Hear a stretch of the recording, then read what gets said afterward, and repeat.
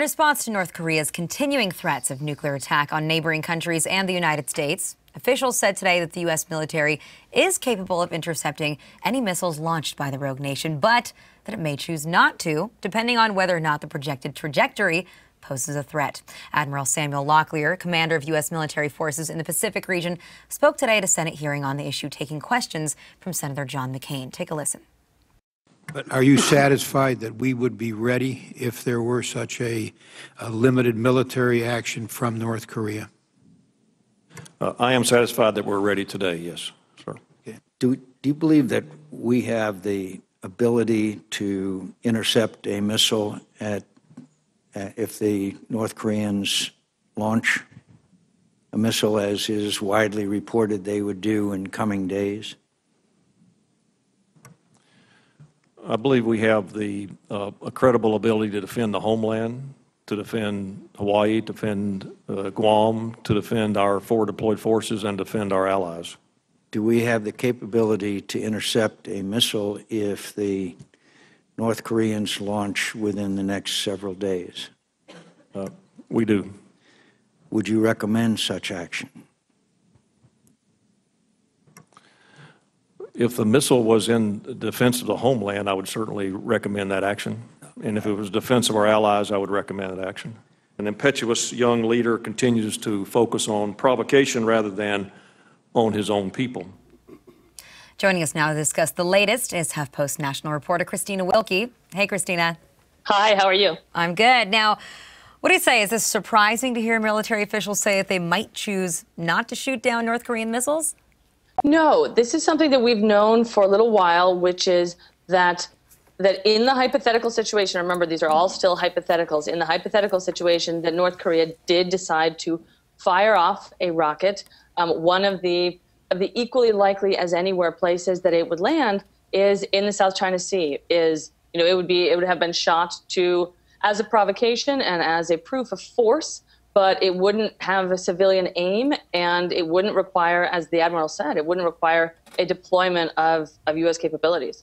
But do you think that there's a little bit more to read into that, too, other than, just that it might fly into the South China Sea and rest there? What if this was shot at somebody who isn't necessarily considered a U.S. ally or, a country with which we have maybe a little bit more complicated relationship?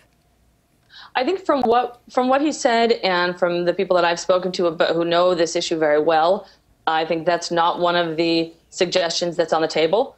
It's really, we're thinking about possibly reaching Seoul, reaching South Korea. If in a worst case scenario, of course, we believe they may have the capability to reach Guam.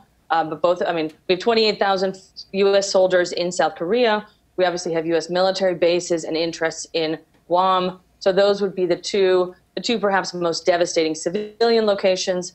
But because of the nature of these provocations and because of what at least the international community believes is motivating Kim Jong-un, which is a need to show his force, a need to assert himself as a leader.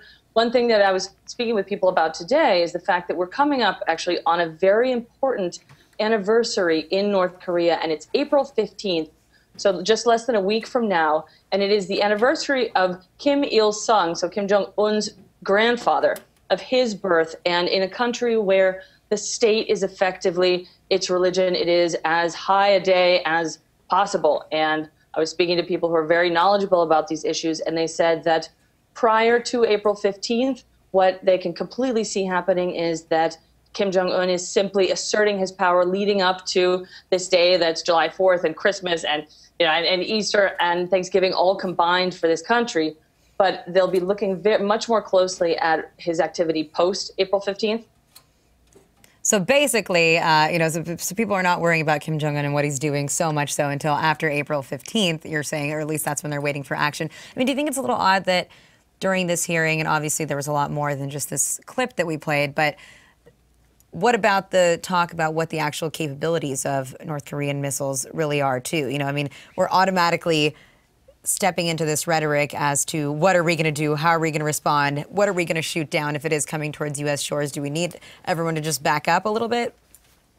I think so in many ways. Of course, as an admiral and as a military, as a commander, it was his job to speak about potential and hypothetical threats, and that's what he was doing. But I think, yes, I mean, I think we also, again, with North Korea, there's always an enormous gap. Thus far, there has been a gap between the rhetoric that comes out of the country and what we understand their capabilities to be. I think it's widely understood that there are more eyes in the sky right now in the world on North Korea than probably any other country, including American eyes.